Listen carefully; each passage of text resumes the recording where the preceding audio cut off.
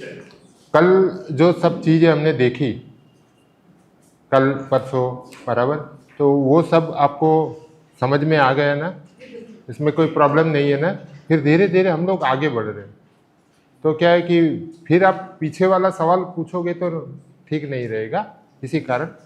तो अब आगे एक नई चीज़ हमको देखनी है कि आपने हस्तप्रत देखी होगी, तो हस्तप्रत में बहुत सारी जगह पर मुझे ऐसा मिला है कि हस्तप्रत की पहली जो लाइन है, जो पूरा पन्ना रहता है, ये अपना पूरा पन्ना है, तो ये पन्ने में जो लेखक है, तो उन लेखक को कहीं पर जगह मिलने वाली नहीं है लेखन कार्य में।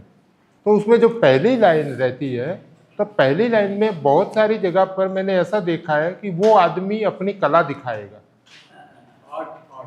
अपना आर्ट दिखाएगा, क्योंकि उसको और कोई जगह पर तो जगह मिलने वाली नहीं है।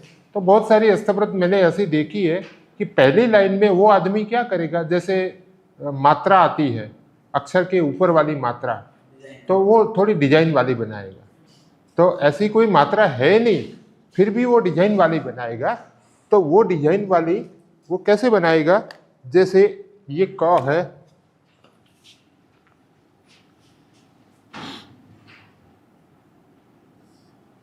और मानो कि ऊपर मात्रा करता होगा, तो वो मात्रा कभी कभी ऐसी लंबी लंबी डिजाइन वाली बनाएगा, या तो त्रुटक,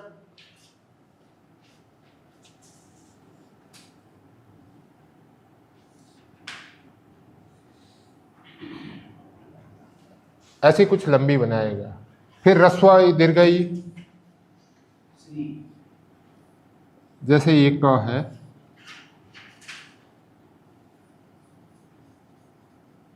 ऐसे कुछ डिजाइन वाली वो बनाएगा। तो बहुत सारी हस्तप्रतों में ऐसी थोड़ी फैंसी आपको दिखेगी। ये सब हस्तप्रत में मिले ऐसा नहीं है, लेकिन कोई कोई हस्तप्रत आपको ऐसी भी फैंसी मिलेगी, तो वो अपनी कला दिखा रहा है और कुछ नहीं है, बराबर। तो ये चीज़ भी हमको याद रखनी है। फिर हस्तप्रत में एक चीज़ और भी मिली है, जैसे आज की तारीख में आप लोग अवग्रह का चिन्ह बनाते हैं, तो अवग्रह कैसा बनाते हैं, एस वाला। तो हस्तप्रत में संस्कृत है, प्राकृत है, तो जहाँ पर अभी अवग्रह आता है, तो वो लोग अवग्रह कैसे बनाते हैं, तो एस वाला चिन्ह नहीं बनाते। जो आप लोग ऐसा एस बनाते हो, तो ऐसा चिन्ह वो नहीं बनाते, वो लोग ऐसा बनाते हैं। ये चिन्ह है अवग्रह का, तो ये थोड़ा हमको याद रखना है। नहीं तो क्या है, आप तो नहीं बोलेंगे, लेकिन हमारे गुजरात साइड के जो व्यक्ति है उसे गुजराती द समझ लेते हैं, लेकिन ये द नहीं है। यहाँ गुजराती की तो बात आती ही नहीं है, तो गुजराती द क्यों समझ रहे हो आप, ये गुजराती द नहीं है। लेकिन अवग्रह हस्तप्रत में आपको ऐसा मिलेगा, बराबर। ये चीज आप थोड़ा नोट कर लेना।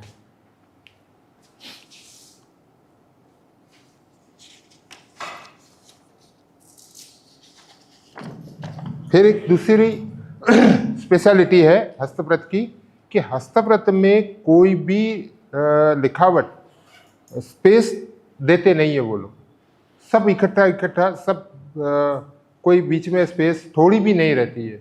उसका कारण एक ही है कि भी जो कागज़ था या ताड़पत्रे थे, जो कुछ था, तो वो कम मटेरियल था, और जो भी मटेरियल है उसमें सबसे ज़्यादा साहित्य उसके अंदर समा सके, ऐसा वो लोग प्रयत्न करते थे। इसी कारण बीच में वो लोग स्पेस नहीं देते थे, बराबर। कोई शब्द के बीच में स्पेस आपको नहीं मिलेगा। और दूसरी बात कि वो लोग आज की तारीख में, हम लोग जोड़ाक्षर कैसे करते हैं, आगे पीछे करते हैं। जोड़ाक्षर संयुक्ताक्षर है, तो वो हम लोग आज कैसे करते हैं, आगे पीछे करते हैं ना। जैसे दो क है, तो पहला क आधा आगे, फिर दूसरा क, ये आपका पहला क और दूसरा क इसके पीछे। हम लोग दो क ऐसे करते हैं, लेकिन हस्तप्रतों में ये स्टाइल आपको कहीं पर नहीं मिलेगी।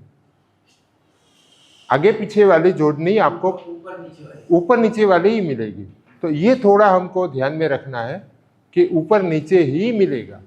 तो ऊपर एक क होगा और दूसरा क नीचे होगा, तो उसी कारण बहुत सारे अक्षर को आप पहचान सकेंगे कि भाई ये कौन सा अक्षर है। लेकिन बहुत सारे अक्षर ऐसे भी है जो गड़बड़ कर सकते हैं, वो हम लोग आगे देखेंगे जुड़ाक्षरों में कि कौन से अक्षर ऐसे हैं कि जो गड़बड़ कर रहे हैं, बराबर। तो ये चीज भी हमको याद रखना है कि ऊपर नीचे वाली ही जोड़नी आएगी, आगे पीछे वाली नहीं आएगी। कौन सा? ये क ऊपर नीचे भी लिख के दिखाऊं।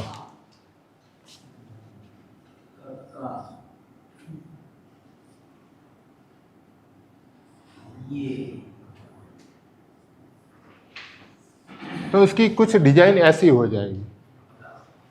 और ये क के बारे में एक प्रॉब्लम ये है कि बहुत सारे लेखक जो लहिया लोग हैं, वो लोग क्या करते हैं कि ये क में यहां पर भी गोला आया, यहां पर भी गोल आया, यहां पर भी गोल है और यहां पर भी गोल है, तो हो सकता है कि कुछ कट कर दे, वो काट डालेगा। तो वो काट डालने के बाद उसके डिजाइन कुछ ऐसी हो जाएगी कि आप देखेंगे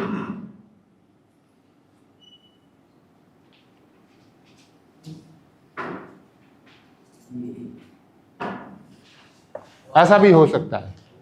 ये भी 2 क है, एक गोला काट डाला। अब इसमें गड़बड़ क्या होगी वो आप देख लो। हाँ हाँ, क और व का भी भ्रम होगा, बराबर। और दूसरा और कौन सा भ्रम होगा? नहीं, च नहीं आएगा। इसके अंदर एक और भ्रम हो सकता है, एक तो व और व 2 क तो दिखते ही नहीं है। हो सकता है आपको एक क दिख सके,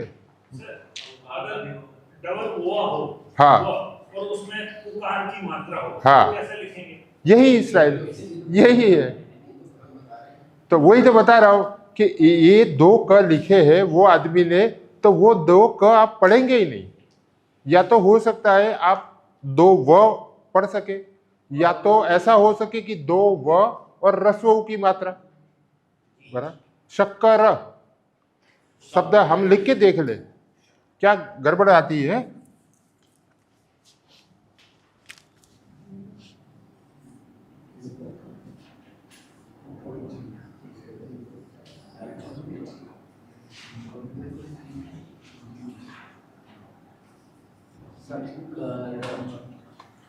ये हमने लिखा शक्कर के हिसाब से समझ सकते नहीं, फिर भी नहीं समझ पाओ।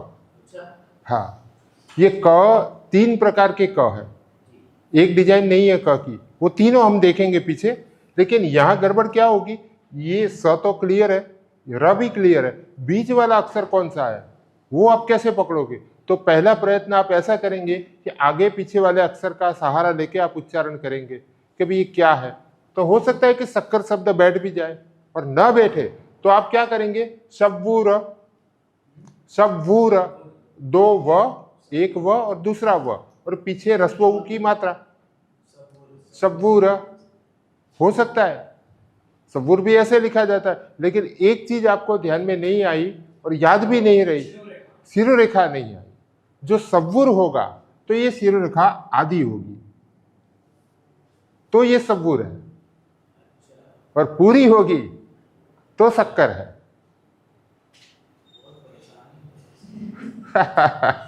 परेशानी नहीं है, थोड़ा बहुत समझने की जरूरत है। आप थोड़ा समझ लेंगे ना तो ये सब आसान है हमारे लिए, कोई बड़ी बात नहीं है, बराबर। तो ऊपर नीचे वाली जोड़नी जो है ये लोग ऐसे करते हैं। हम लोग क्या करेंगे आजकल में, सब ये अक्षर यहाँ लिख के देखेंगे कि कहाँ कहाँ क्या प्रॉब्लम होता है, बराबर। फिर आप अपने आप ही उसको सॉल्व करेंगे। फिर एक दूसरी बात आती है कि हलंत अक्षर आज की तारीख में हम लोग कैसे करेंगे, नीचे एक मात्रा करते हैं ना, जैसे त है, और इसको हलंत करेंगे तो हम लोग नीचे ऐसे करेंगे, तो ये हलंत खोड़ा अक्षर हो गया, बराबर। तो ये हलंत की मात्रा आप सही कर रहे हो, नहीं कर रहे हो, क्योंकि प्राचीन लिपि में और साहित्य में ऐसा कहा जाता है कि भी हलंत की जो मात्रा है वो अक्षर से थोड़ी छुट्टी होनी चाहिए, थोड़ी दूर होनी चाहिए, इसके साथ में मिली हुई नहीं होनी चाहिए। नहीं समझे? जैसे आज हम ऐसे कर रहे हैं ना, तो वो गलत है, बराबर। सही तरीका ये है कि इससे थोड़ा दूर होना चाहिए, इसके साथ जुड़ी हुई नहीं होनी चाहिए हलंत की मात्रा, बराबर। क्यों? क्योंकि अक्षर के साथ जुड़ी हुई सब चीज, कानव, मात्रा, ह्रस्व, दीर्घ, ये सब इसके साथ जुड़ी होनी चाहिए और ये अलग होनी चाहिए। और बहुत सारी हस्तप्रत में ऐसा मिलता है कि बहुत सारे अक्षर, कोई कोई लेखक ऐसे है कि पीछे वाला भाग ऐसे मोड़ते रहते हैं, बराबर। जैसे कि नहीं, डिजाइन नहीं, अपने लिखने का एक स्टाइल।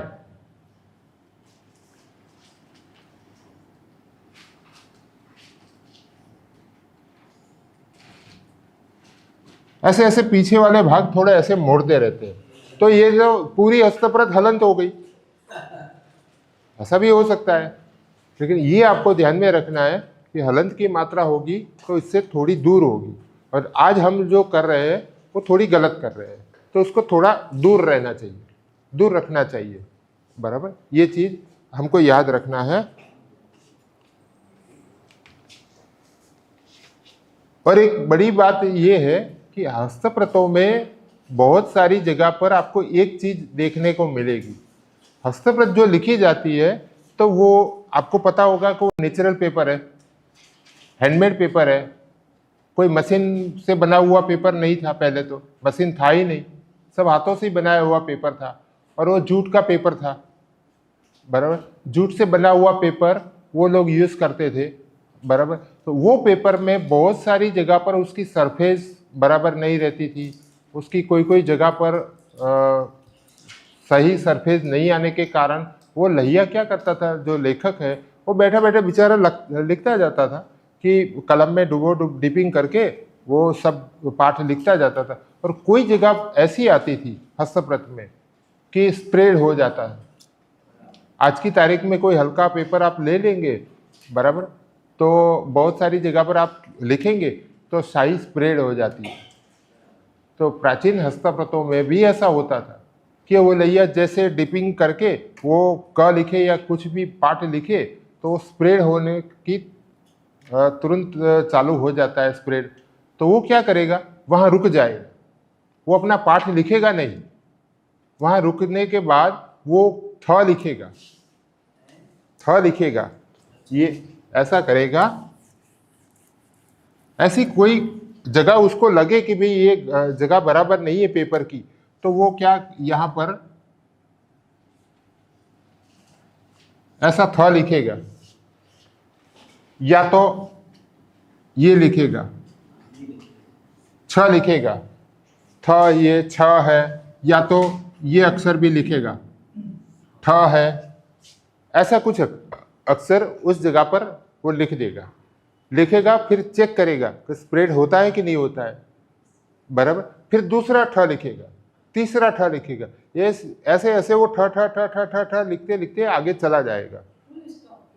नहीं, फुल स्टॉप के लिए नहीं, वो जगह चेक करने के लिए, जो अपने पेपर की जगह खराब आई, बराबर। ऐसे दिखने में खराब नहीं है पेपर, पेपर अच्छा है, लेकिन जो अपनी कलम है वो कलम जैसे लिखता है तो वो जगह स्प्रेड हो जाती है, वो इंक उसकी स्प्रेड हो जाती है। तो स्प्रेड होते वो क्या करेगा, पहला अक्षर ऐसा कुछ ठ लिखेगा, फिर देखता है कि ये स्प्रेड होता है, तो होता है, तो दूसरा ठ लिखेगा, फिर तीसरा ठ लिखेगा, ऐसे ठ ठ ठ ठ ठ लिख के वो आगे चला जाएगा। फिर उसको लगेगा कि नहीं अब जगह बराबर है, अब स्प्रेड नहीं होता है, फिर उसका मूल पाठ है जो ओरिजिनल पाठ लिखना है वो लिखता जाएगा। क्या ऐसा होता है कि एक पेपर है तो इस जगह तो स्प्रेड हो रही है, हाँ, और इधर ना हो, हाँ, होता है? हाँ होता है, वो पेपर की क्वालिटी, हाँ, हैंडमेड पेपर है ना सर, हैंडमेड पेपर है, तो ऐसी बहुत सारी जगह पर होता रहता है। आज भी मैं वो पेपर आपको दिखाऊं, कोई भी जगह पर आप देखो तो पेन अच्छी चलेगी, कोई जगह पर अच्छी नहीं भी चल सकती, क्योंकि हैंडमेड पेपर वो प्रोसेस बिना प्रोसेस वाला पेपर है, मशीन का यूज़ नहीं किया है, तो हो सकता है कि कोई कोई जगह खराब आ जाए। तो लेकिन अब आपको प्रॉब्लम क्या होगा, ये हस्तप्रत आपके हाथ में आई, उसने तो उसका सॉल्यूशन कर दिया, लेकिन आपके हाथ में आई तो आप थोड़ा चक्कर खा जाएंगे कि ये सारे सब अक्षर आए और ये ठ ठ ठ ठ ठ ठ, इसका मतलब क्या है। कभी ऐसा होता है जैसे पंक्ति को पूरा करना है और हुई नहीं तो छा छा छा छा करके 3-4 बार ना ना, ऐसा नहीं मिलता। आपने देखा है ऐसा? मेरे दिमाग में है ऐसा कि छा नहीं, दिमाग में है, लेकिन मेरे पास तो प्रूफ के साथ है। ये पूरा पूरा पंक्ति जैसे मान लीजिए यहाँ आधे से ज्यादा हो गए, सही अभी बात। थोड़ी जगह बची, हाँ। तो छा छा करके पूरा कर देंगे। हाँ, तो वो क्या अंतिम पंक्ति है ना। हाँ। मैं अंतिम पंक्ति नहीं, मैं बीच वाली बात बता रहा हूँ। बीच में लिखते लिखते उस आदमी को ऐसा लगा कि जगह खराब आई, तो वो ऐसा कोई अक्षर लिख के वो जगह चेक करेगा, अच्छी लगे, फिर अपना मूल पाठ लिख के वो आगे निकलता जाएगा। हाँ, कोई भी एक इसमें से 3 में से पसंद करेगा, ये छ है, ठ है, थ है, बराबर। फिर ये हस्तप्रत आपके हाथ में आई तो आप क्या करेंगे, आप थोड़ा टेंशन में पड़ जाएंगे कि ये बीच में ठ ठ ठ ठ ठ ये क्यों आया, इसका अर्थ क्या है। तो इसका कोई अर्थ भी नहीं है और अर्थ निकालना भी नहीं है। आप समझ लेना कि जगह चेक करने के लिए ये आदमी ने ये अक्षर लिखा है। नहीं सर, वो पंक्ति तो लगा सकते हो जो छोटी छोटी आपने कहा कि इसको नहीं पढ़ना, इसको नहीं पढ़ना, वो ना, ऐसा कुछ नहीं करेगा वो, ऐसा कुछ नहीं करेगा। ये जगह चेक करने के लिए वो फिक्स ही है। ये लोग ऐसा करते थे, क्योंकि कौन सी जगह कहाँ तक खराब है वो तो दिखती ही नहीं है, तो वो लिखने के बाद ही पता चलेगा कि इस जगह ये खराब है। तो ऐसा आपको हस्तप्रतों में मिलता है, बराबर।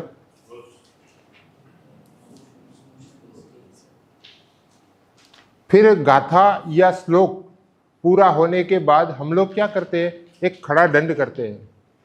जैसे कि श्लोक रहता है तो श्लोक की पहली पंक्ति, पहला और दूसरा चरण पूरा होने के बाद एक दंड करते हैं, और श्लोक पूरा खत्म हो जाए तो 2 लाइन करते हैं, फिर अंक डाल देते हैं। तो प्राचीन हस्तप्रतों में भी ऐसा होता है, बराबर। चरण पूरा होने के बाद 2 दंड होता है।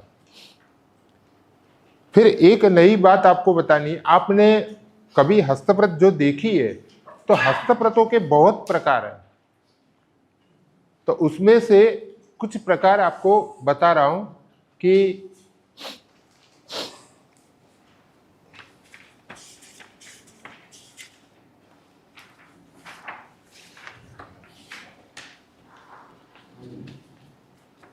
सर किस पेज पर चल रहा है, मेरे पास तो ये है। नहीं, अभी तो यही बराबर है। मैं आपको दूंगा, जब भी जरूरत पड़ेगी पेपर की, मैं जेरोक्स करके आपको दे दूंगा। अभी हस्तप्रतों में एक चीज और आपको दिखने को मिलेगी, शायद आपको पता हो तो, हस्तप्रत के अलग अलग प्रकार के लेखन हैं। इसमें से एक लेखन ऐसा है सीधा लिखावट। जैसे ये हस्तप्रत आप देख रहे हो, तो ये सीधा लिखावट, कोई जगह नहीं छोड़ी और पूरे का पूरा पन्ना भरा हुआ है, बराबर। 12 या 15 लाइन का वो पेपर है, बराबर। तो कोई आपको पूछे कि ये हस्तप्रत की लिखावट किस तरह की है, तो आप इसे क्या बोलेंगे। इसके भी एक प्रकार है। जैसे आज की तारीख में ये पेपर आपके हाथ में दे दिया, भाई ने जेरोक्स आपको दे दी, तो आप समझ सकेंगे कि ये 4 साइज का पेपर है। हाँ, साइज A4 साइज का पेपर है, बराबर। फिर A4 से अलग लीगल साइज आती है, फिर डेमी साइज आती है, सुपर रॉयल आती है, जंबो साइज आती है। तो जैसे ये सब साइजों के नाम हैं आज की तारीख में, अर्वाचीन नाम। तो ऐसे प्राचीन भी बहुत सारे नाम थे हस्तप्रत के। तो जैसे ये सीधा लिखावट है, तो इसे ये कौन सी हस्तप्रत बोली जाएगी, ये सूंड पुस्तक बोले जाएगी। सूंड, हाथी की जो सूंड रहती है ना, जो सीधी रहती है, एकदम सीधी स्ट्रेट, तो इसे हम सूंड पुस्तक बोलेंगे, सूंड हस्तप्रत।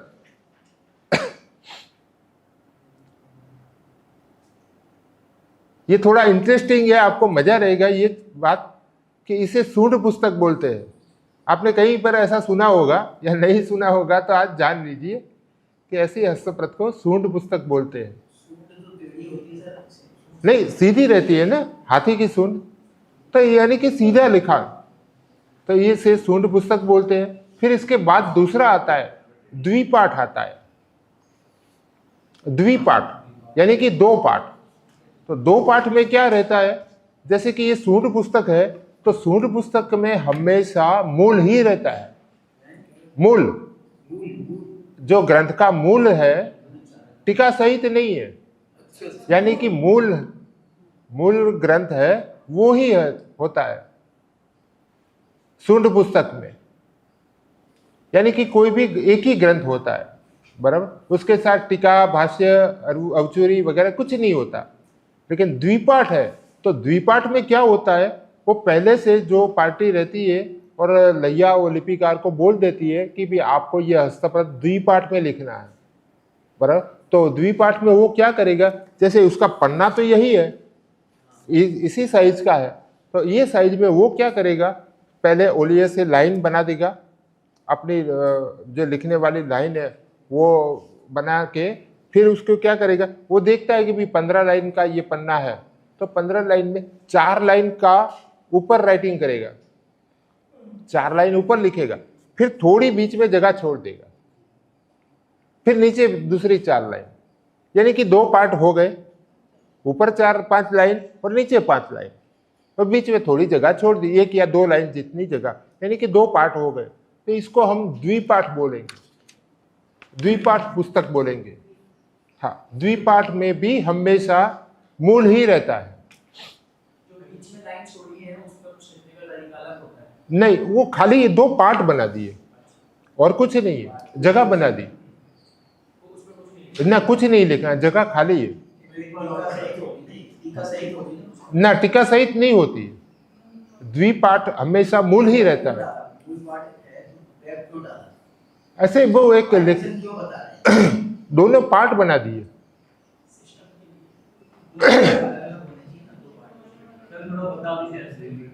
नहीं, आप सूंड में भी मूल पुस्तक है और द्विपाठ में भी मूल सभी में मूल पुस्तक है। जैसे कि ये आपका हस्तप्रत का पन्ना है,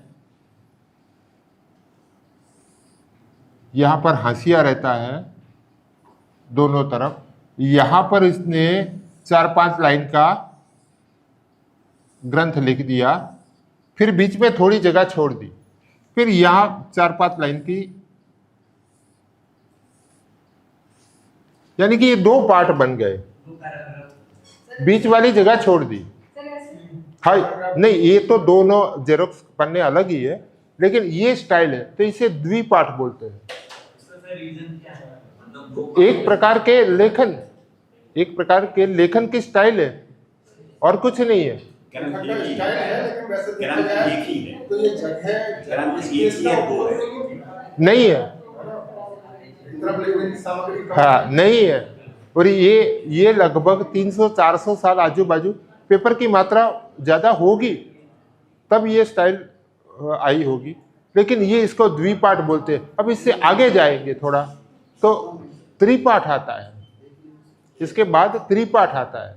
तो त्रिपाठ में क्या होता है, जैसे सूंड पुस्तक और द्विपाठ वो हमेशा मूल ही रहता है। जैसे रघुवंश है तो रघुवंश मूल यहाँ पर यहाँ पर यहाँ पर यहाँ पर ऐसे कंटिन्यू वो चलता रहता है। लेकिन जो त्रिपाठ आता है तो त्रिपाठ में हमेशा मूल और टीका दोनों साथ में चलती है। त्रिपाठ, तो त्रिपाठ में क्या होता है, बीच वाली जो जगह है वहां पर मूल रघुवंश मूल रहता है, कल्पसूत्र मूल रहता है, बराबर। और मूल हमेशा उसकी अक्षरों की साइज थोड़ी बड़ी रहती है, थोड़ा बोल्ड रहता है, और ऊपर नीचे जो है वहां पर टीका रहती है, बराबर। तो वो टीका के जो अक्षरों की साइज है वो थोड़ी एकदम छोटी रहती है, यानी कि 2 अलग पढ़ सके। छोटे बड़े होंगे क्योंकि यहाँ पर 4 लाइन की टीका है, यहाँ पर भी 4 लाइन की टीका लिखी हुई, और बीच में हो सकता है कि 2 लाइन का ही मूल है, ये वो बोल्ड होगा। तो पन्ना हाथ में लेंगे तो तुरंत आप पकड़ पाएंगे कि बीच में मूल है और ऊपर नीचे टीका है। ऊपर 2 लाइन फिर मूल पाठ और फिर 6 लाइन नीचे, हाँ, हो सकता है। हो सकता है, लेकिन यहाँ पर जितनी लाइन है उतनी ही लाइन वो नीचे करेगा। जैसे यहाँ पर 5 लाइन है तो 5 लाइन नीचे टिका वाली करेगा, और बीच में जितनी जगह बची उसमें 1 या 2 लाइन का मूल रहता है। कल्पसूत्र मूल बीच में चलता है, और उसकी सुबोधिका टीका है वो ऊपर नीचे चलती रहती है। अच्छा, इसमें सर ऐसा भी हो सकता है टीका में, माना कि मूल की टीका की किसी में तो पूरा भर गया पन्ना ऊपर नीचे, हाँ। तो किसी में स्पेस बचा तो वो खाली छोड़ देते हैं, क्या करते नहीं, स्पेस छूटता ही नहीं है। हैं? नहीं, टीका टीका तो कम ज्यादा हो सकती है ना। तो टीका, मैं वही तो बता रहा हूँ, टीका तो टीका की पद्धति से चलती रहती है, उसमें जगह छोड़ने की तो कोई बात ही नहीं है। लेकिन ये पन्ना आप देखेंगे तो पूरे का पूरा भरा हुआ होगा, भरा। फिर इससे आगे हम जाए तो त्रिपाठ के बाद चतुर्पाठ नहीं आता, फिर सीधा पंचपाठ आता है। तो पंचपाठ में तो सबसे बड़ा टेंशन आपको एक ही पड़ेगा कि पंचपाठ का पन्ना आप हाथ में लेंगे तो तुरंत आपको टेंशन पड़ेगा कि मैं पढ़ने का कहाँ से चालू करूं। पूरे का पूरा पन्ना भरा हुआ रहता है। तो वो कैसे रहता है कि जैसे बीच में मूल रहता है, ऊपर और नीचे टीका रहती है, और यहाँ पर भी टीका रहती है हाशिए में, और यहाँ पर भी टीका रहती है, यानी कि पूरे का पूरा पन्ना चिक्कार भरा हुआ, एक शब्द जितनी भी जगह नहीं है। इसको पंचपाठ बोलते हैं। अब ऐसी पंचपाठ वाली प्रत आपके हाथ में आ गई तो आपको पहला यही टेंशन पड़ेगा कि मैं यहाँ से पढ़ना चालू करूँ कि यहाँ से करूँ, यहाँ से करूँ, यहाँ से करूँ, कहाँ से करूँ। तो उसकी एक पद्धति फिक्स है। ये जो साइड में है वो ऐसा आड़ा लिखता है, आड़ा लिखेगा, ऐसे ऐसे ऐसे आड़ा, उसको पन्ना घुमा के वो लिखेगा, तो ऐसे आड़ा लिखेगा। लेकिन कहने का मतलब ये है कि पूरा पन्ना भरा हुआ होगा। हाशिया नहीं होगा, हाशिया नहीं। हाशिया है, लेकिन हाशिए में भी लिखा हुआ है। हाँ, यही बता रहा हूँ, यही पंचपाठ है। देखो यहाँ पर टीका है, बीच में मूल है, नीचे भी टीका है, यहाँ पर भी टीका है, और यहाँ पर भी टीका है, यानी कि पूरा पन्ना भरा हुआ है। अब आपको कैसे पढ़ना है, आप कैसे स्टार्ट करेंगे, कहाँ से चालू करेंगे, तो उसकी एक पद्धति ये है कि यहाँ 1 नंबर यहाँ पर है, ये 1 नंबर है, फिर दूसरा नंबर है यहाँ पर है।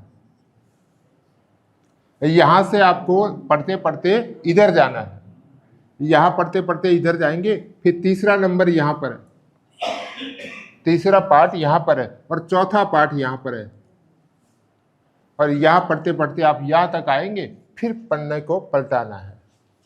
ये पंचपाठ हस्तप्रत होती है। हाँ, बीच में मूल है, बीच में मूल है, बीच में मूल है सर, दूसरा इस साइड है, तीसरा इस साइड है आपके। ये दूसरा इस साइड है, ये दूसरा, और तीसरा, और चौथा नीचे, बराबर। इसको हम पंचपाठ बोलेंगे। तो ऐसी पंचपाठ पुस्तक आपने देखी है कभी?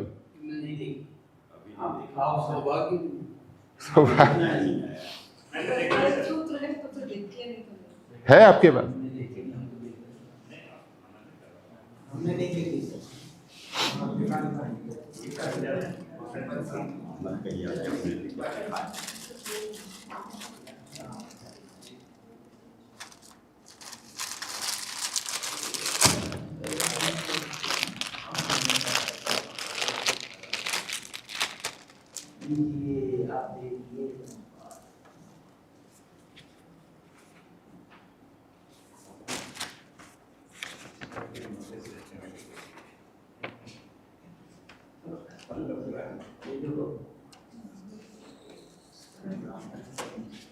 ये देखो पंचपाठ है, ये बीच में मूल है, और चारों तरफ एकदम सूक्ष्म अक्षर है। बीच में तो फूल है। हाँ, फूल नहीं है, पहले मूल देखो।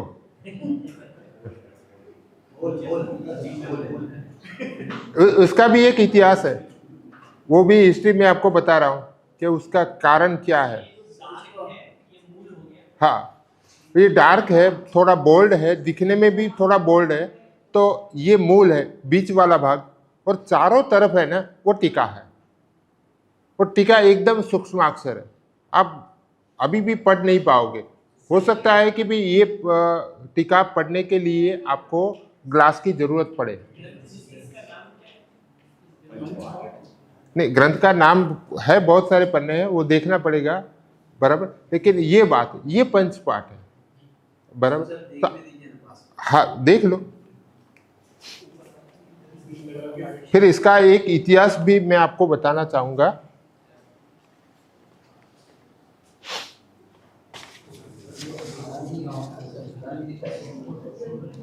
अच्छा, लेकिन सर पंचपाठ में फिर कहीं कोई गलती होती है तो उसको, हाँ, ये सब प्रश्न अलग है, ये भी सब प्रश्न है।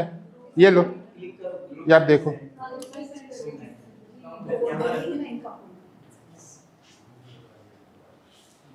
ये मैं ओरिजिनल हस्तप्रत साथ में लेके आया हूं, तो हो सकता है कि ओरिजिनल हस्तप्रत आपको कहीं टच करने को भी नहीं मिलेगी।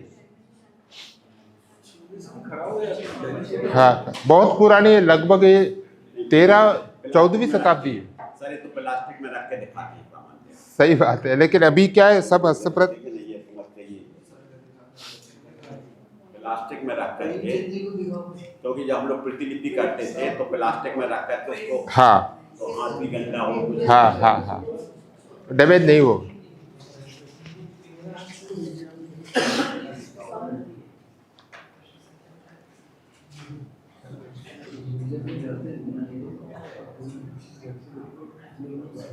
ऐसा इनमें ये रहता है जैसे बैक साइड लिखेंगे तो इस तरह से नहीं पलटेंगे, नहीं, पलटा जाएगा। हाँ तो ऐसे ही चलते हैं। हाँ, उसका भी एक कारण है, वो भी मैं आपको बताऊं। शास्त्राकार क्यों पलटेंगे शास्त्र, तो उसका कारण क्या है? ये तो आप बताएंगे। हाँ, तो मैं वही तो बता रहा हूँ। अब साथ में ये भी आप सुन लो कि हस्तप्रत आपको कभी प्रश्न हुआ? आपने, बहुत सारे लोग ऐसे हैं कि हस्तप्रत बहुत देखी होगी या आपके ज्ञान भंडार में होगी, आपके संग्रह में भी होगी, लेकिन कभी आपको ऐसा प्रश्न हुआ कि हस्तप्रत ऊपर क्यों चलती है? समझे? और जो आपकी बुक है, प्रिंटेड बुक है, ये सब बुक ऐसे चलती है, और हस्तप्रत रहती है वो ऊपर पलटी जाती है। तो ऐसा क्यों? सर पहले जो पुस्तकें छपती थी वो शास्त्राकार यही कहलाती थी, या इस प्रकार से खोलना, इस प्रकार से हाँ, बंद करना। सही बात है। तो उसका एक कारण ये है उसका कि आपको कभी प्रश्न नहीं हुआ होगा कि हस्तप्रत ऊपर क्यों चलती है, ऐसे क्यों नहीं चलती। मानो कि हस्तप्रत ऐसे चलाओ तो कोई आपको टोकेगा, बोलेगा? नहीं बोलेगा।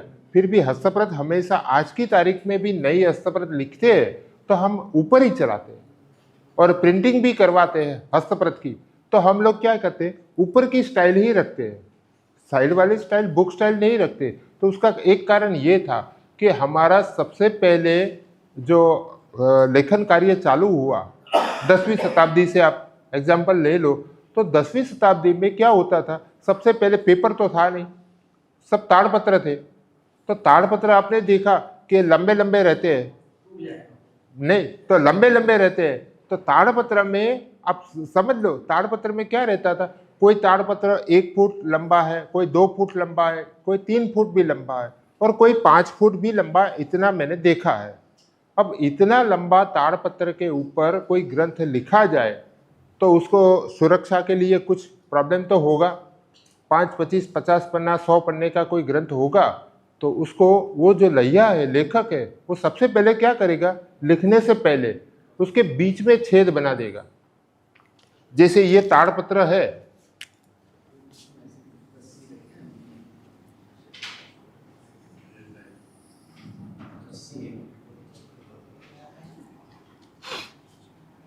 इतना लंबा 2 फुट 5 फुट लंबा ताड़पत्र है, तो बीच में क्या करेगा, पहले छेद बना देगा। तो छेद ऐसे, यानी कि एक पार्ट यहां रखेगा, फिर यहां पर भी वो हाशिया दे देगा,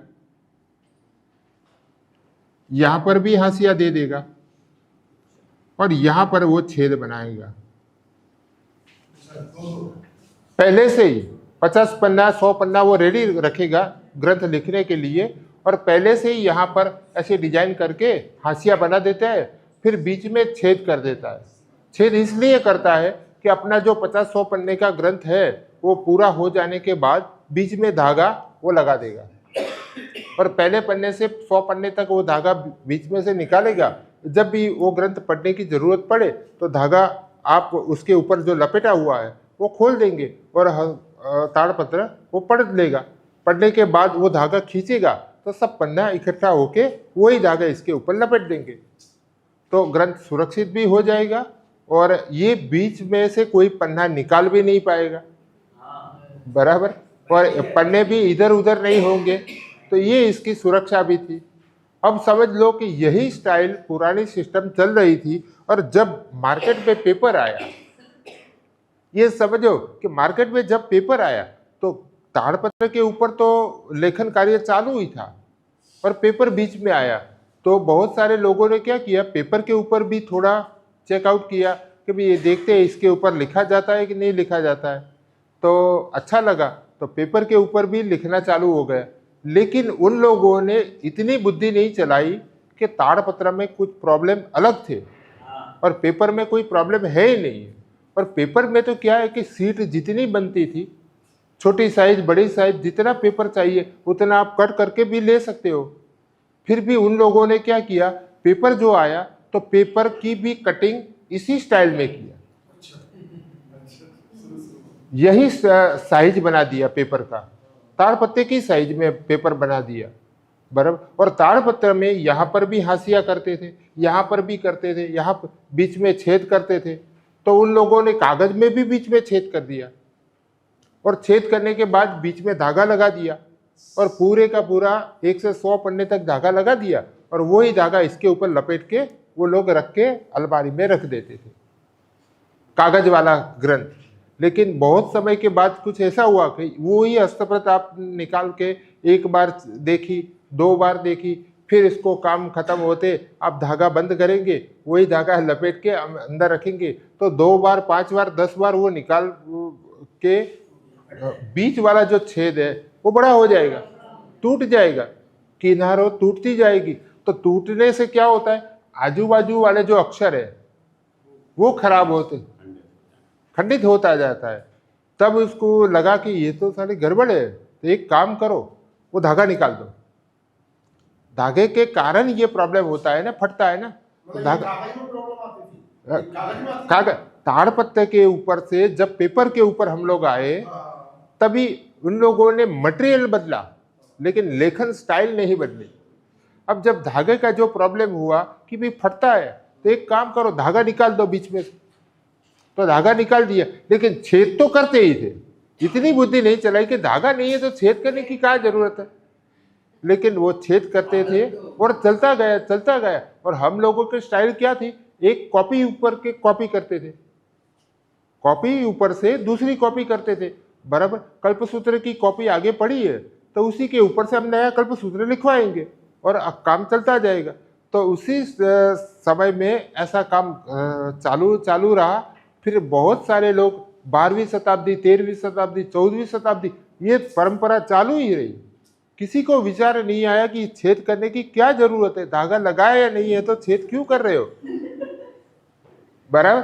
फिर बहुत लोगों की नजर पड़ी कि ये छेद बिना काम का है, कोई काम का नहीं है और छेद क्यों कर रहे हो, तो एक काम करो, छेद नहीं करना है। तो छेद नहीं करते थे और उसकी जगह पर इतना मटेरियल हमारा ज़्यादा इसके अंदर समाएगा, तो छेद निकाल दिया, लेकिन जगह रह गई।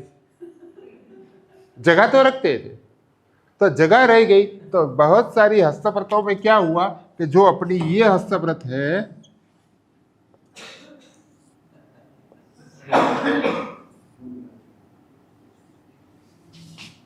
यहां बीच में जगह तो रखते थे, छेद करने का बंद कर दिया, तो बीच में जगह रखते थे।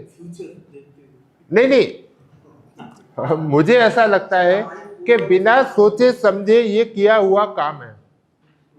तो बीच में जगह रखते थे, फिर वही हस्तप्रत के ऊपर से कॉपी तो कॉपी होती रहती थी। फिर बहुत सारे लोगों को नजर पड़ी कि यहाँ पर ये जगह क्यों छोड़ते हो, कोई मतलब ही नहीं है, उसकी जगह पर 2 अक्षर ज्यादा समाएंगे। तो एक काम करो, अब नई हस्तप्रत लिखेंगे ना तो उसके अंदर जगह नहीं रखेंगे। फिर वो जगह निकल गई और सीधा पाठ हो गया, शून्य पुस्तक हो गया, बराबर, सीधा हो गया बिना जगह वाला। और बहुत सारी हस्तप्रत ऐसी थी कि बीच में जगह वाली हस्तप्रत थी, तो बहुत सारे लोगों ने क्या किया, बीच में कुमकुम के टीले कर दिए, यानी कि वो उसको थोड़ा फैंसी बना दिया, वो जगह बीच में कोरी न दिखे तो लाल चंद्रक कर दिया। बहुत सारे लोग ऐसे थे कि बीच में मोर, पोपट, चक्र ऐसे कुछ पक्षी के चित्र लगा दिए, फिर फूल वगैरह बना दिए, यानी कि हस्तप्रत सुशोभित होगी और बीच वाली जगह भी निकल जाएगी। तो ऐसी बहुत सारी हस्तप्रतों में आपको देखने को मिलेगा। जो हाशिए पे जो टीका लिखी गई है उसमें भी ऐसे बीच में गैप है। हाँ, वही है ना, वही बात है, वही ताड़पत्र की जो परंपरा थी वही परंपरा कागज के ऊपर आई, तो इन लोगों ने फिर वो जगह सब निकाल दिया। अब समझो कि इतना लंबा ताड़पत्र था, तो वो एक पन्ने में लिखने के बाद दूसरे पन्ने में जाएंगे तो ये पन्ना इतना बड़ा तो आप कैसे उल्टा पाओगे? उल्टाने से हो सकता है टूट सकता है, खंडित भी हो सकता है। इसी कारण इन लोगों ने बीच में धागा लगाया था और फर्जियत वो पन्ना ऐसे ही घूमेगा।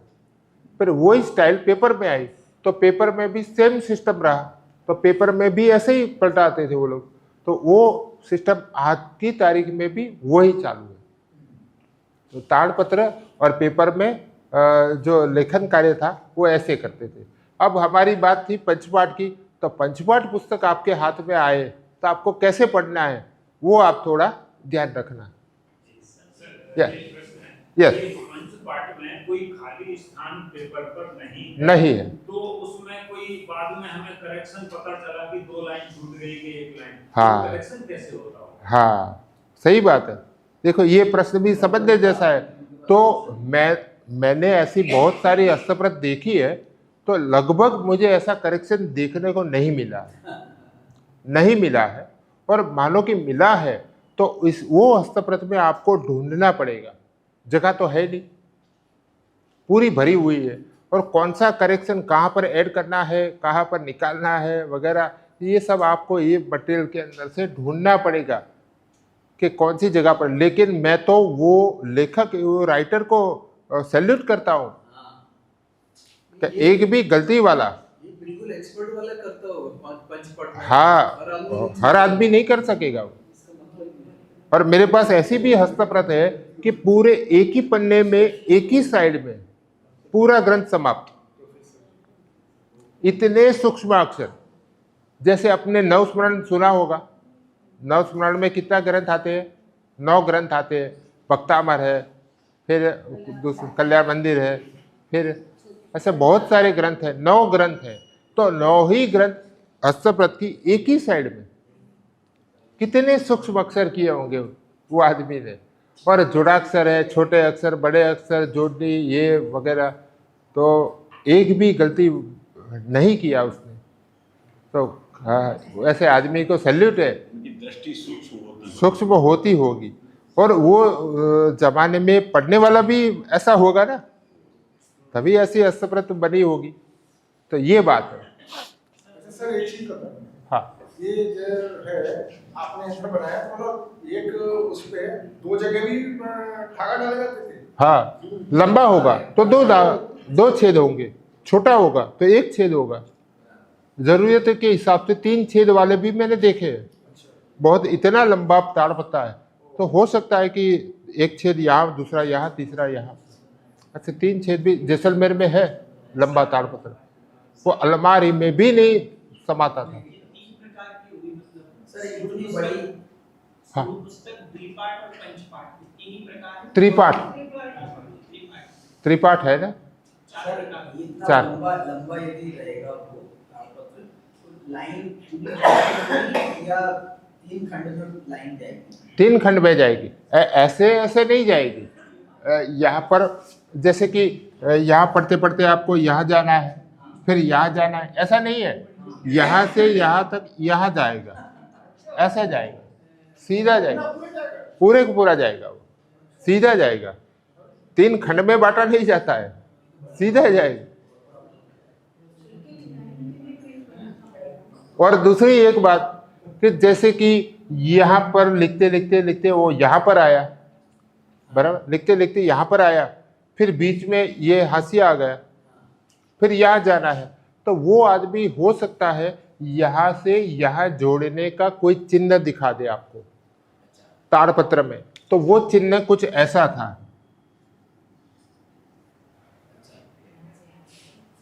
और इधर साइड में वो भी यही चिन्ह। हाँ, इधर भी वही चिन्ह ऐसा होगा, इन्वर्टेड। बराबर। इन्वर्टेड बोलो या 7 अंक बोलो कि कुछ भी बोलो, लेकिन ऐसी कुछ निशानियां यहाँ पर पड़ी होगी, ऐसी कुछ निशानियां यहाँ पर पड़ी होगी। तो ये निशानी का मतलब ये है कि यहाँ से वो यहाँ जा रहा है, नीचे नहीं जाना है आपको, समझे। जैसे कि ताड़पत्र है, ये 3 पार्ट में बांटा हुआ है, बराबर। तो 3 भाग में लिखा हुआ है, तो तीनों भाग में से आपको कैसे पढ़ना है, तो यहाँ से लेके यहाँ तक नहीं पढ़ना है। ये पहली लाइन, फिर यहाँ से पढ़ते पढ़ते आपको ऐसे जाना है, दूसरी लाइन, फिर तीसरी लाइन, 4 या 5 लाइन की जगह, ज़्यादा तो है नहीं। तो ऐसे ही ताड़पत्र चलता रहेगा। फिर कोई कोई आदमी ऐसा है, लगभग कल आपने ताड़पत्र की जेरोक्स देखी होगी, वो जेरोक्स में देख लेना कि कोई कोई आदमी ऐसा भी है थोड़ा कि ऐसा चिन्ह करके यहाँ दिखा रहा है कि ये लाइन यहाँ से आपको इधर जाना है, कंटिन्यू है, ऐसा कोई चिन्ह दिखाएगा। और कोई आदमी नहीं भी दिखा सकता तो भी आपको पकड़ना है कि ये लाइन कहाँ से कहाँ जा रही है। और ताड़पत्र में एक प्रॉब्लम ये भी है कि नेचुरल पत्ता है, कोई फिक्स साइज का तो पत्ता है नहीं, तो हो सकता है कि यहाँ पर चौड़ाई उसकी ज़्यादा हो और यहाँ पर थोड़ी चौड़ाई कम होगी, बराबर। तो यहाँ 5 लाइन तक वो जाएगा, 3-4 लाइन तक वो बराबर जाएगा, फिर नीचे जगह कम पड़ेगी तो यहाँ 1 लाइन आधी यहाँ तक पूरी हो जाएगी। यहाँ पन्ना एकदम छोटा है, तो ये जितनी जगह है उतनी जगह में वो लिख के आगे जाएगा, फिर उसको पीछे पलटाएंगे। तो ये रही पंचपाठ की बात। तो पंचपाठ आप ऐसे पढ़ पाओगे। सर 4 पाठ हो गए ना। हाँ। एक तो एक पाठ हो गया, सूट पाठ, त्रिपाठ, द्विपाठ, त्रिपाठ पंचपाठ और पंचपाठ। तो एक वाला भी जोड़ना पड़ेगा, एक पाठ, द्विपाठ, त्रिपाठ, हाँ पंचपाठ। हाँ तो 5-4 हो गए ना। हाँ, तो इतना ही है। चौथा छोड़ा। हाँ, चतुर्पाठ नहीं है, चतुर्थ नहीं है। 5 पाठ ही है। क्या पाठ बोलेंगे सर? पाठ बोलेंगे? पाठ पाठ। ठ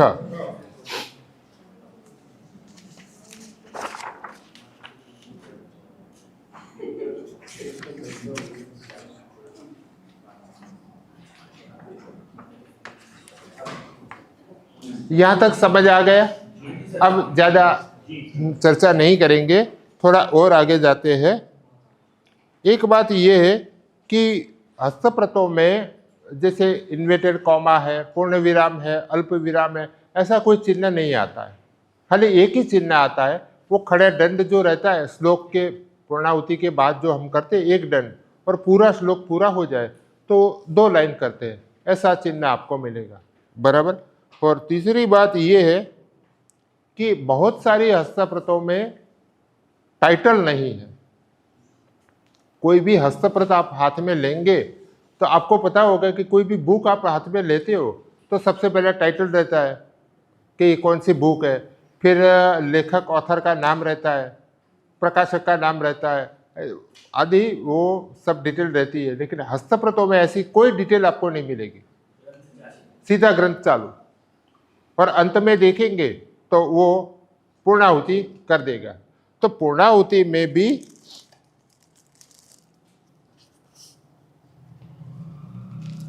हस्तप्रत की सर एक खासियत ये है कि कोई जगह पर टाइटल नहीं मिलेगा, और जहाँ पर पूर्णाहुति होगी तो वहाँ पर शक्य है कि वो लेखक बोलेगा कि इति कल्पसूत्रम समाप्तम, ऐसा लिखेगा।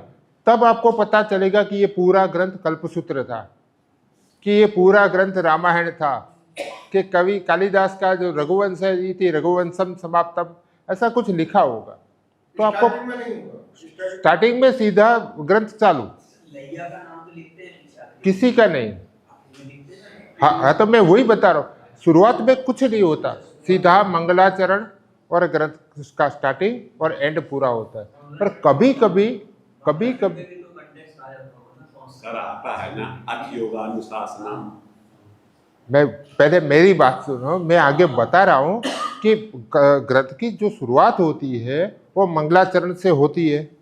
मंगलाचरण कोई भी शब्दों से हो सकता है और सीधा ग्रंथ चालू, यानी कि टाइटल कोई जगह पर नहीं मिलेगा।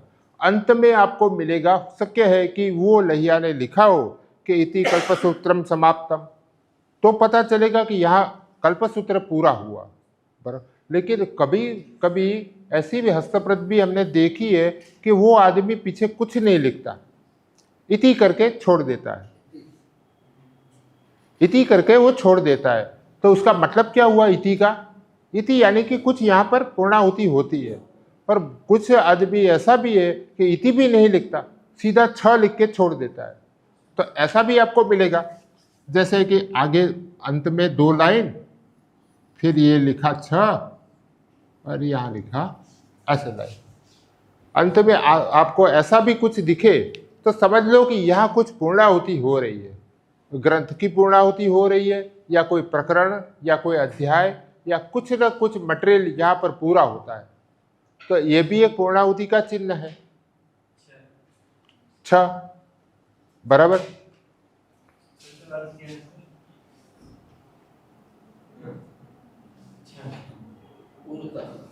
अंत का सूचना है।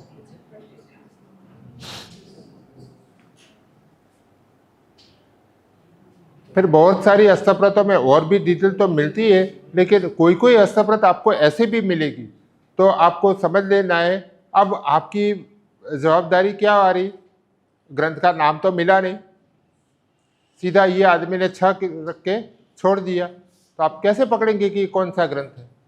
तो इसके लिए आपको थोड़ी बुद्धि चलानी पड़ेगी और बहुत सारे ग्रंथों का अनुभव आपको होना चाहिए, तभी आप पकड़ पाएंगे कि ये कल्पसूत्र है, ये आचार्यांग है, कि रामायण है, कि महाभारत है, रघुवंश है, कौन सा है, आप कैसे पकड़ेंगे? तो आपको अनुभव ज़्यादा होना चाहिए। बराबर। फिर एक चीज़ आगे जाते हैं कि बहुत लगभग हस्तप्रतों में मैंने बहुत सारी लाखों हस्तप्रत देखी है, तो उसके अंदर एक चीज़ आपको नया मिले गया कि हस्तप्रत का जो पहला पन्ना रहता है और पहले पन्ने में पहला अक्षर, पहली लाइन में पहला अक्षर आपको भले बिंदु आपको देखने को मिलेगा। तो भले बिंदु कैसा रहता है वो हम देख लें।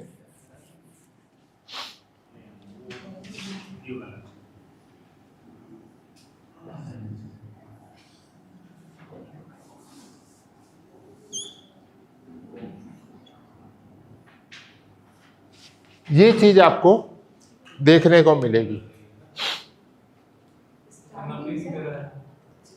कोई भी हस्तप्रत में पहली लाइन, पहले पन्ने में पहली लाइन और पहला अक्षर यही होगा, तो इसको हम लोग भले बिंदु बोलते हैं। भले बिंदु, बिंदु यानी कि 0, ये भले है और ये बिंदु है, तो हम लोग गुजराती में ऐसा बोलते हैं।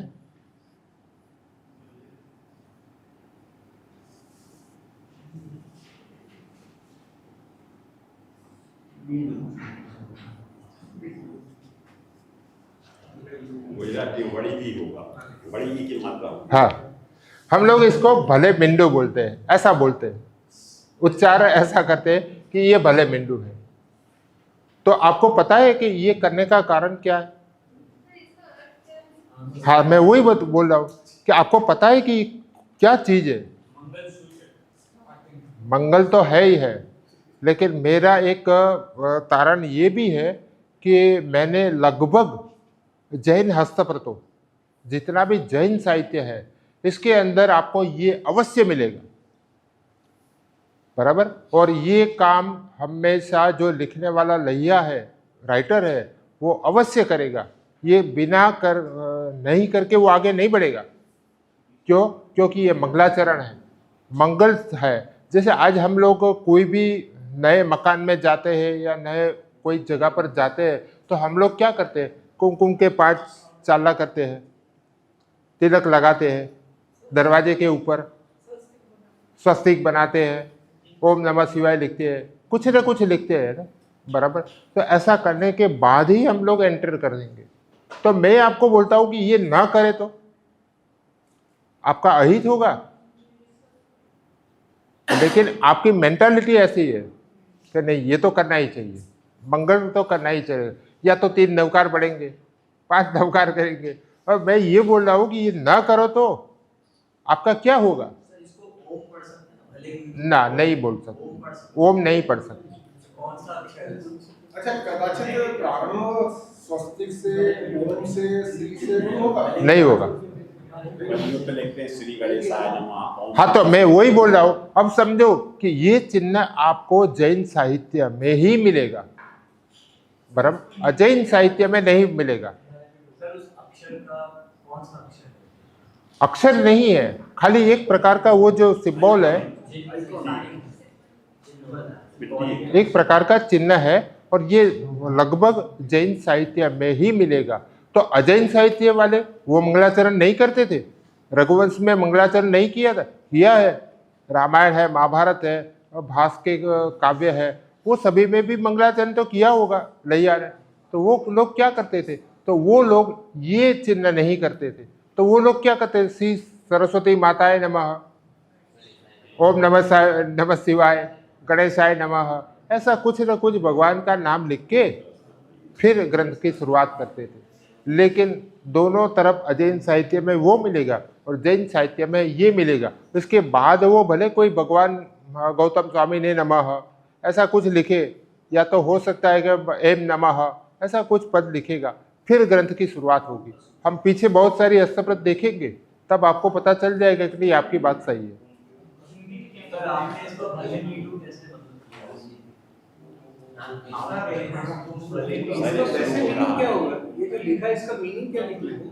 इसको इसका नहीं, खाली चाबी ले लो। सर ये लिखा है श्री जिनाय नमः। हाँ, बराबर है। तो वो क्या हुआ? वही हुआ ना। नहीं, एक इसके पहले भी बना है कुछ चिन्ह तो है, एक प्रारंभ वही है, यही है, भले बिटू है, और कुछ नहीं मिलेगा। इसका अर्थ कुछ भी नहीं। अर्थ कुछ नहीं, एक प्रकार का मंगल है। मंगल। हिंदी के लिए कोई अलग शब्द नहीं मिल रहे। हाँ, और जो कुछ मिल रहा है मैं अपनी तरफ से, मैं मेरे घर से कुछ नहीं लाया हूँ। जो शास्त्र में मिलता है वही शब्द का प्रयोग मैं कर रहा हूँ। शास्त्रों में मिला कि भले बिंदु इसको बोलते हैं। ये तो भले हो गया। हाँ हाँ, मीठू का मतलब अब जीरो। जीरो बोला हुआ है। जीरो बोला होता है। वो शून्य पूरा होता है। हाँ, चलिए या कोई ऐसे स्क्रिप्चर के लिए हम क्या मिल रहा है? कहाँ पर? चर्चा पर जो है ना, चलिए चल। स्क्रिप्चर जो है नेपाल से जो आई थी, तो उसके लिए ऐसे कुछ मिलता है, कोई साइन कुछ हमको पता है? नहीं, मैंने देखा नहीं है। आपके पास कोई फोटो वगैरह कुछ हो तो दिखा। अभी तो नहीं है, लेकिन वो तो एक बुद्धिज्म का एक बहुत बड़ा पार्ट है, सही बात है। तो लेकिन ऐसा कुछ मंगलाचरण आपको मिलेगा कुछ ना कुछ। और बहुत सारी जैसे गुजरात, राजस्थान, महाराष्ट्र और भारत के जितने भी प्रदेश है जहाँ पर भी हस्तप्रत सब पड़ी है, तो आपको ये चीज़ अवश्य आपको मिलेगी। ठीक है, यहाँ तक हम रखते हैं। आपको और भी जगह पर जाना है, ऊपर कुछ प्रोग्राम है, तो वो बोले थे कि 5 मिनट के लिए उनको भेज देना सबको। सभी को जाना है सर। हाँ, एक बार आप पूछ लो ना, बात ऑफिस में पूछ लो।